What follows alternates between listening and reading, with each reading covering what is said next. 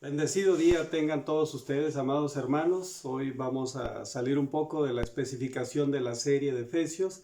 Estamos en el pleno inicio de la Semana Santa del 2021 y hoy corresponde precisamente tener un estudio acerca de la entrada triunfal de Jesús a Jerusalén, ciudad donde él mismo había propuesto llegar para cumplir su misión en esta tierra.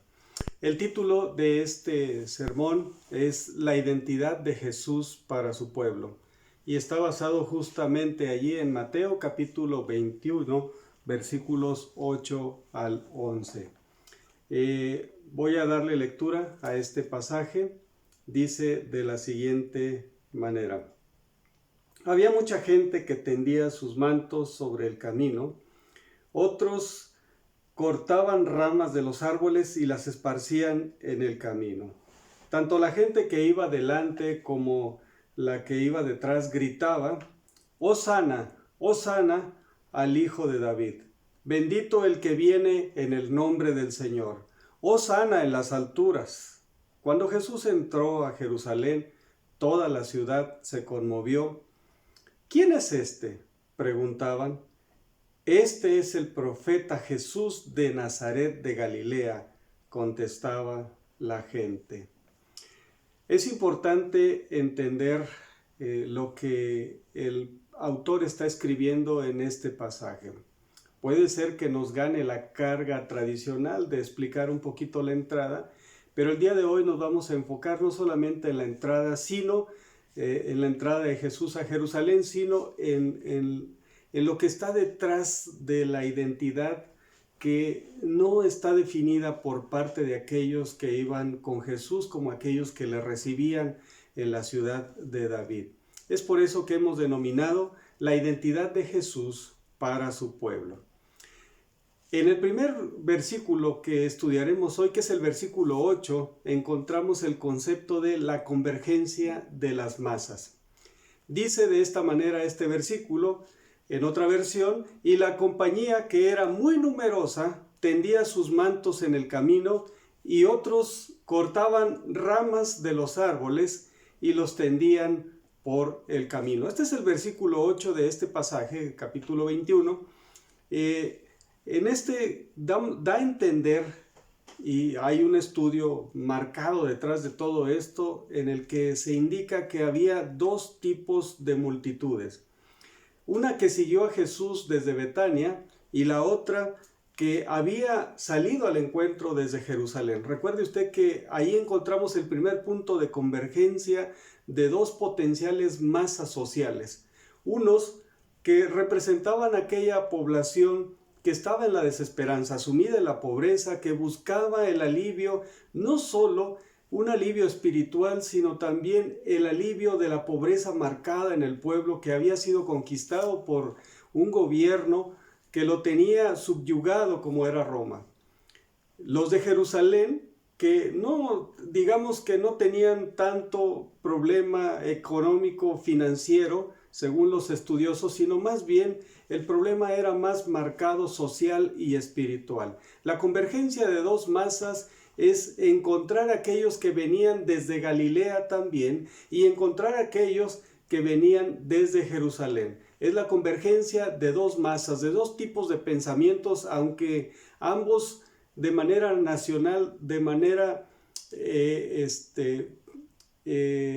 como parte de un país que podría considerarse unificado como nación, tenían diferentes formaciones, tenían diferentes conceptualizaciones entre ellos.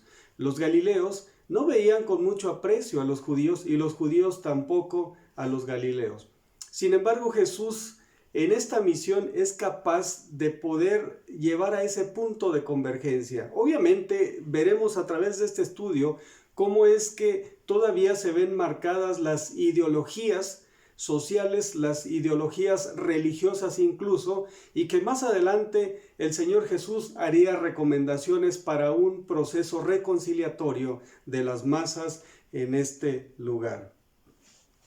El versículo 9 de este pasaje podemos encontrar una frase que está muy, muy marcada aquí, que usted la puede ver en su palabra, donde dice, bendito el que viene en el nombre del Señor. Hosana al Hijo de David. La palabra Hosana viene de la palabra hebrea sálvanos, significa danos la salvación. En la época de Jesús esta palabra primordialmente era usada para oraciones como una palabra de alabanza.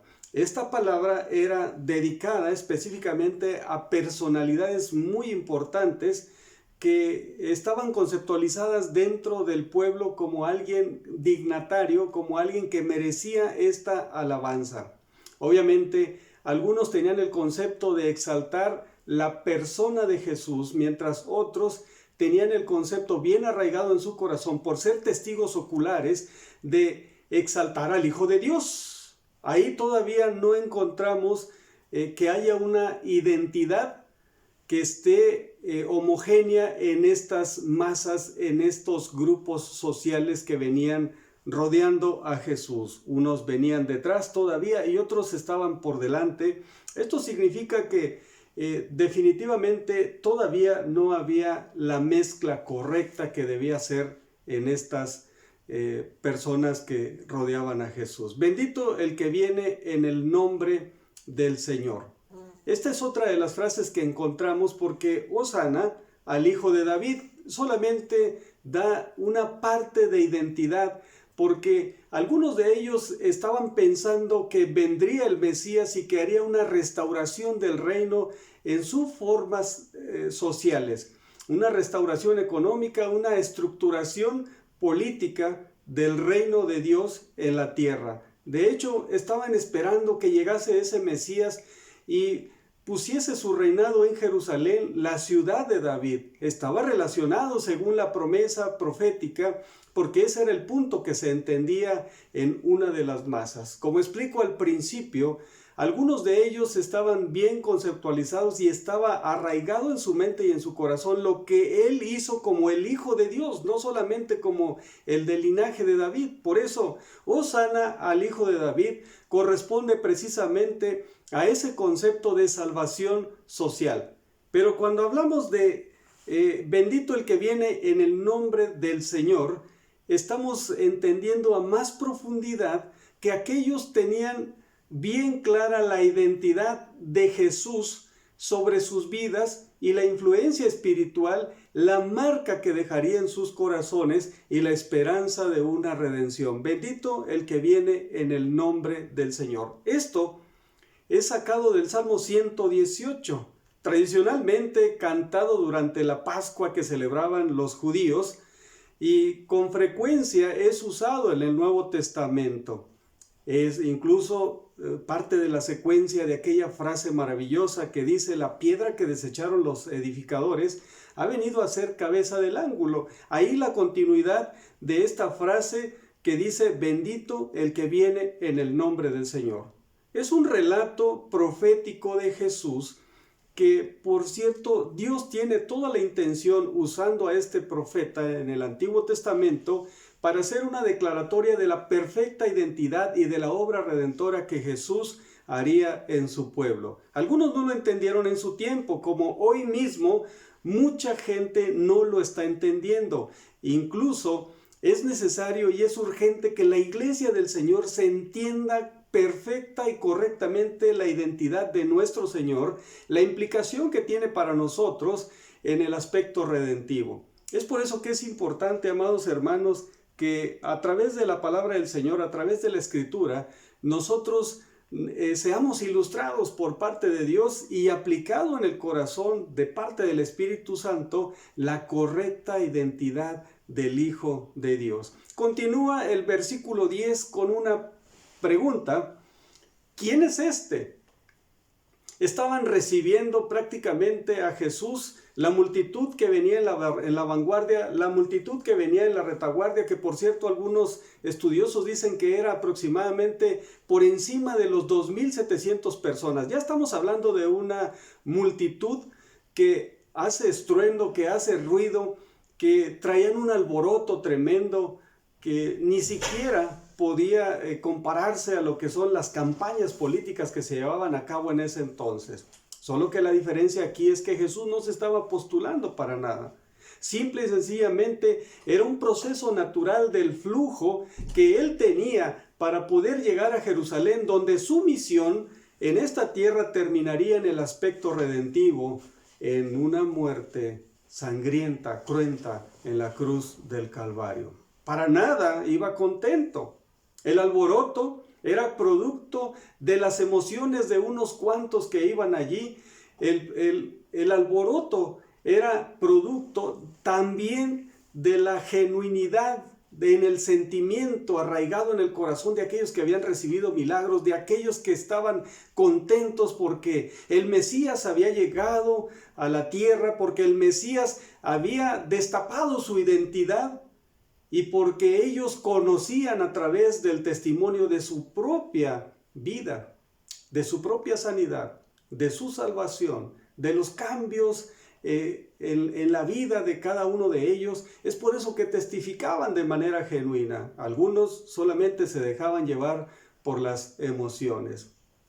Hoy en día, este tipo de fe puede ser practicada. Puede ser practicada por parte del pueblo del Señor, la fe genuina. Aquellos que verdaderamente hemos sido cambiados en nuestro corazón, que reconocemos que Jesús es el Señor de nuestra vida en las buenas y en las malas. Pero también están aquellos tipos de personas que solamente tienen una fe emocional, que si bien les está yendo de buena gana, que les está yendo bien, pues reaccionan de buena manera, reaccionan de manera positiva. Pero apenas hay algo malo que está sucediendo en su vida y se olvidan de Dios, porque de Dios solamente esperamos lo que conceptualizamos que está bien para nuestra vida. Pero recuerde usted que todo lo bueno y lo aún malo para nosotros procede de Dios. Dios solamente tiene cosas buenas para nosotros. El problema lo tenemos nosotros en el hecho de no identificar qué es lo que Dios tiene para mí como bendición. Algunas cosas son incómodas para su pueblo. Es más, me atrevo a decir que la mayoría de las cosas en el proceso formativo de la redención, la mayoría de las cosas parecen ser malas para nosotros cuando realmente Dios nos está sometiendo a un proceso de formación. Esto es la redención que Jesús nos ha traído. Había dos clases de personas en esas multitudes. Unos decían, Hosana al Hijo de Dios. Y posteriormente nos daremos cuenta que cuando él estaba siendo juzgado, algunos que iban en medio de la multitud decían, crucificadle. No es que hayan cambiado de opinión todos, sino que algunos eran emocionales. Esta es una invitación para que la iglesia el día de hoy seamos más pensantes sobre la vida de Jesús, sobre la obra redentora de Jesús, sobre el beneficio que ha traído la redención de Jesús a nosotros como su pueblo, que analicemos cuál es la implicación de que el Señor haya enviado a su Hijo para hacer ese sacrificio único y responder con gratitud. No cambiar, no hacer modificaciones por cuestión de orden emocional, sino arraigado en nuestro corazón esté la palabra del Señor y que la obra del Espíritu Santo nos fortalezca en todo momento, en todo tiempo, porque esa es la voluntad de Dios y esa es la receptividad de la fe genuina en el cristiano. ¿Quién es este?, decían aquellos que estaban recibiendo a esa multitud en Jerusalén. Recuerde usted que en aquel momento la fiesta pascual recibía aproximadamente entre 25,000 a 30,000 personas. La ciudad estaba a reventar. Ellos habían planeado sus festividades tradicionales pascuales. Jesús era uno de los profetas que, por cierto, no tenía un reconocimiento oficial, porque si lo hubieran reconocido como profeta, las autoridades de Jerusalén hubieran salido a recibirle como estaba estipulado que se recibieran a los profetas, de una manera con dignidad. Sin embargo, si no le reconocieron cuando él nació, si no le reconocieron cuando él estuvo haciendo milagros, menos ahora que estaba por declinar su caminar sobre esta tierra. Es que estaba así estipulado en la palabra del Señor. No tendría atractivo para las masas políticas. No tendría mucho atractivo para personas poderosas en ese tiempo. Y no tendría atractivo tampoco para algunas organizaciones religiosas. No le reconocieron los suyos. La palabra del Señor dice que a lo suyo vino y los suyos no le reconocieron. Entonces no le darían bienvenida de profeta. Por eso es que no estaba identificado. Si de alguna manera el pueblo o las organizaciones religiosas predominantes en Israel buscaban identificarle, no era para darle un reconocimiento, no era para felicitarlo, no era para darle exaltación. La palabra del Señor dice que le buscaban para matarle. Jesús sabía esto y lo sabía con entereza. ¿Quién es este? Las masas, tal vez algunos de los que iban con él, no tenían idea clara de quién era el que iba montado en ese pollino, mientras que algunos en su corazón sabían que era el rey que había enviado Dios para la salvación de su pueblo. Por eso le daban el reconocimiento de profeta, por eso le daban el reconocimiento de rey y por eso le daban el reconocimiento de la autoridad que Dios envió como el sacerdote, el único, que haría un sacrificio único, que él mismo se ofrecería, que él mismo tomaría la postura de víctima de acuerdo a lo estipulado en la Escritura para redimir a su pueblo. ¿Quién es este? La pregunta predominante en aquellas más de 60,000 personas que estaban reunidas en esa ciudad con la idea de celebrar tradicionalmente la Pascua. Bueno, definitivamente la respuesta entre ellos mismos, sin analizar, es Jesús, el profeta Galileo. Mientras que algunos decían, es el Señor que ha enviado a su Hijo y que viene a cumplir la salvación. La mayoría de las masas, los gobernantes, los poderes políticos, los poderes financieros, los poderes religiosos, decían, es Jesús, el profeta. La palabra del Señor dice que toda la ciudad se conmovió. La palabra conmoverse, que en el idioma original hebreo es eseiche, es de donde sacamos nosotros la palabra sismología, una conmoción que pudiéramos interpretar nosotros como algo positivo. Sin embargo, tiene dos connotaciones. Es positivo para aquellos pocos que venían a favor del Señor con una conciencia, con una entereza de tener la identidad y la bendición del Señor para su vida. Pero en su mayoría era adverso toda aquella masa que decía, ¿quién es este? Entonces la palabra sismología o la palabra conmoción es que algunos de ellos que tenían el poder allí se sintieron incómodos. ¿Cómo? Ya tenemos armada nuestra fiesta. ¿Cómo es que viene este y lo proclaman rey? ¿Pero qué les pasa? Nosotros ya tenemos rey. La conmoción se convierte en una convulsión social en ese momento, donde grupos religiosos, donde grupos políticos, donde grupos sociales que tenían una formación poderosa, que tenían influencia sobre las masas, no permitirían en ese momento que alguien desconocido pudiera venir y les arrebatara el poder. Es por eso que la frase que ellos están utilizando allí, en ese alboroto, es la identidad de ese que viene ahí montado en un pollino. Tengan cuidado, es solamente un profeta que viene de Galilea. ¿Acaso de Galilea puede salir algo bueno? Algunos se preguntaban eso. Amados hermanos, ese mismo problema se tiene hoy al predicar a Jesús. Algunos creen de corazón, y gloria a Dios por aquellos que creen de corazón. Algunos reciben esa entrega triunfal en la vida propia de Jesús, pero otros la rechazan. Me atrevo a decir, a través de este medio, que la mayoría rechaza a Jesús. Aunque de labios le digan Hosana al Hijo de David, con hechos la mayoría se atreve a negarlo. Porque no hay una identidad correcta del Hijo de Dios en el corazón de aquellos que reciben su palabra. Hoy, la invitación para nosotros, amados hermanos, es que Identifiquemos quién es aquel del que escribieron en el Antiguo Testamento, del que se presentó justo en el tiempo que Dios quiso que pasara y en el que se está presentando todavía en las puertas del corazón de su pueblo. Es difícil, es un tiempo adverso.